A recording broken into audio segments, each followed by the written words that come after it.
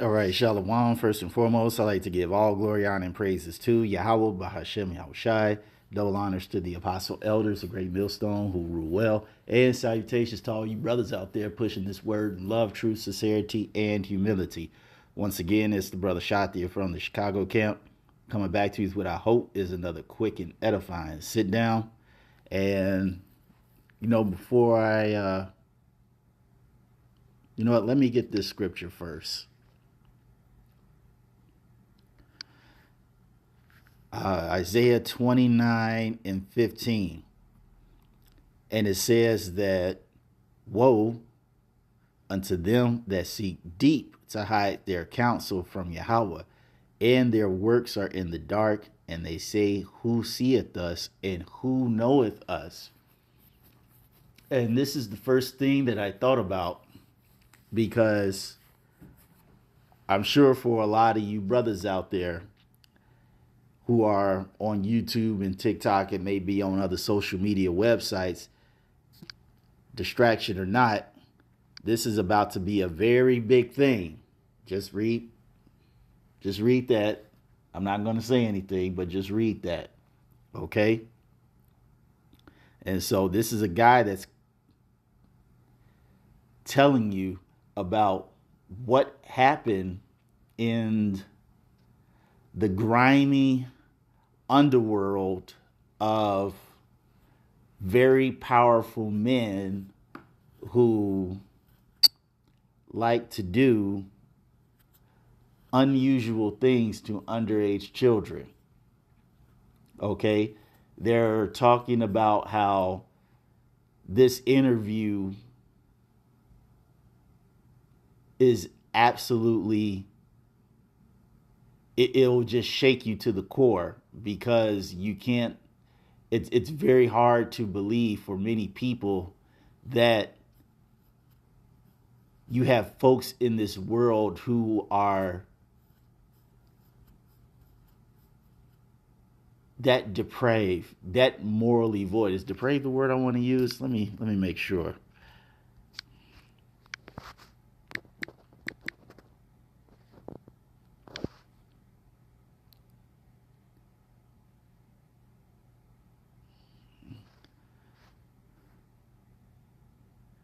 Depraved, perverted, or extremely wrong in a moral sense. Yep. Distorted or out the normal course, abnormal. So yes, that is the word that I wanted to use.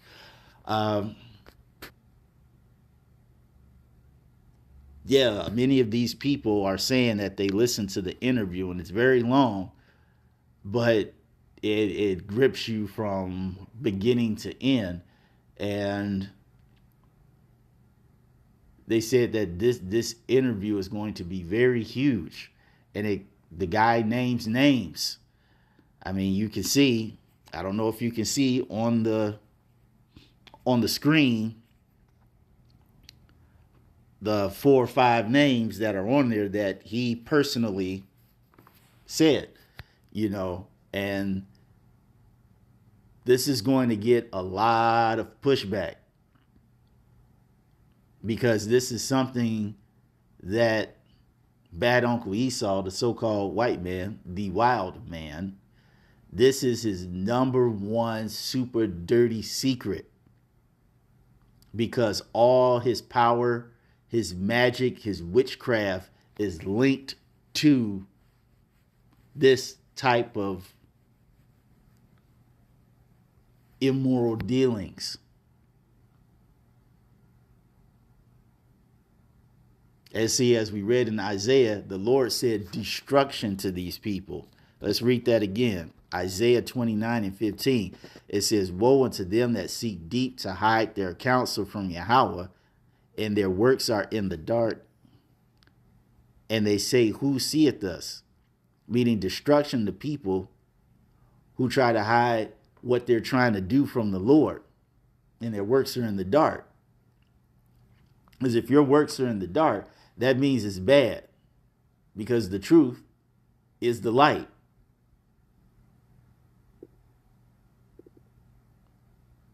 So if something is done in the dark, it must be something that the Lord does not approve of. And the Lord said that. We're going to get back to that, Isaiah.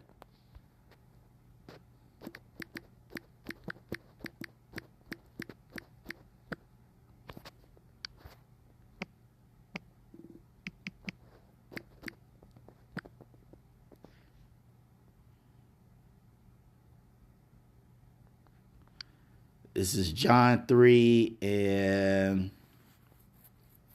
17. It says, "For God sent not his Son into the world to condemn the world, but that the world through him might be saved. He that believeth on him is not condemned, but he that believeth not is condemned already, because he hath not believed in the name of the only begotten Son of God. And this is the condemnation." I had to read up just for context purposes. But it says, "And this is the condemnation, that light is come into the world, and men love darkness rather than light, because their deeds were evil.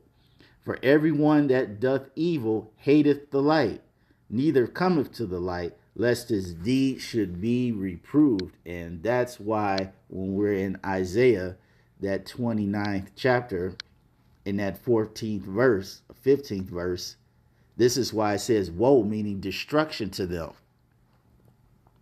Because these are men who are evil. These are men who do not believe in the Lord. And because they do not believe in the Lord, nor do they wish to follow the Lord, everything that they do is completely contrary to what the Lord asks.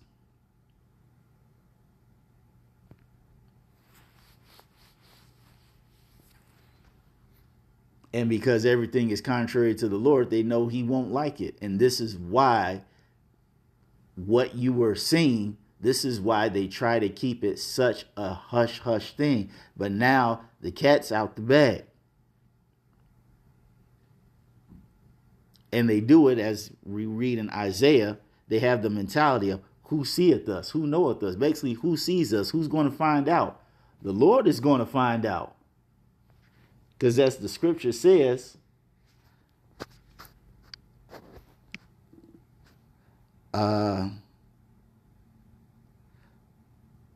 how the eyes, I probably have to get it in this one because it'll spell it right. I don't have to worry about sinful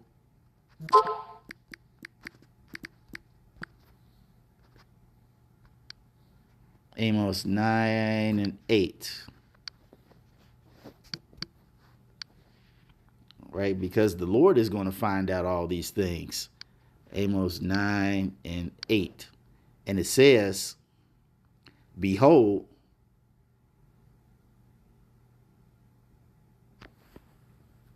no, that's not the one. But that is, I might be thinking about two precepts. Let me put it on pause and find it real quick. All right, here it is. Yeah, I was thinking of two precepts, but this is the one. Proverbs 15 and 3. It says that the eyes of Yahweh are in every place, beholding the evil and the good. So it doesn't matter how deep the wicked elite try to hide this dirty secret. Hey, the Lord, I can't remember what scripture it was where it says the light in the dark is the same as the Lord. Like, it's all the same to the Lord. The Lord will find you out.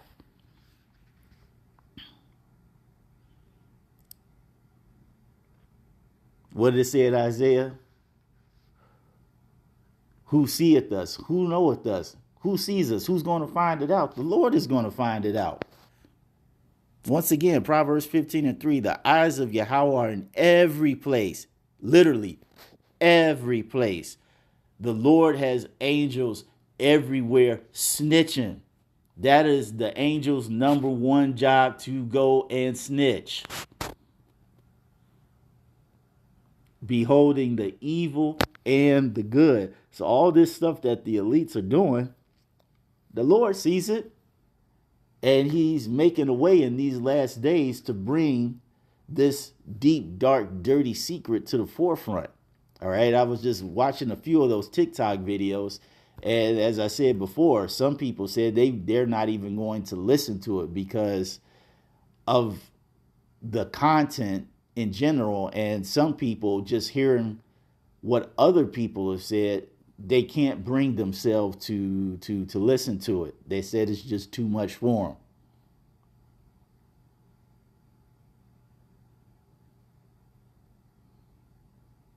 And see, this is why the Lord has to come back and remove this guy out of power. All right, what does that scripture tell us? That more profitable. I think is it Wisdom of Solomon? No. Let me see, put in due time. In due, no, it's in due. I want to say it's in due season.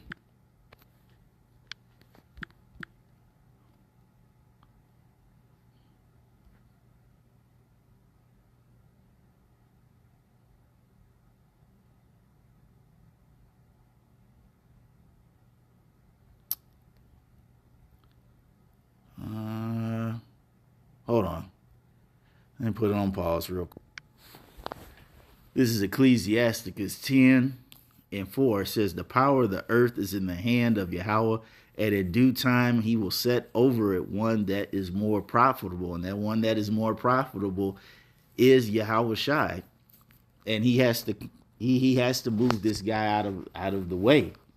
As spoken of, I believe that's in Thessalonians.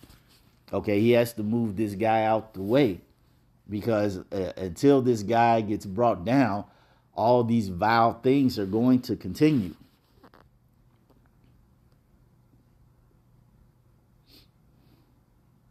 This is why Yahweh Shai has to come back, so all these evil works can finally be destroyed. Let me see if I can find that one. I'm going to put on pause real quick. I think this is it. Ecclesiastes 12:14. It says, for God shall bring every work into judgment, whatever secret thing, whether it be good or whether it be evil. So yeah, that's very simple to the point. All right, the Lord has to come back so he can put all the good works into judgment and all the evil works into judgment. And the good will get their reward for good, and these evil people will get their reward for evil.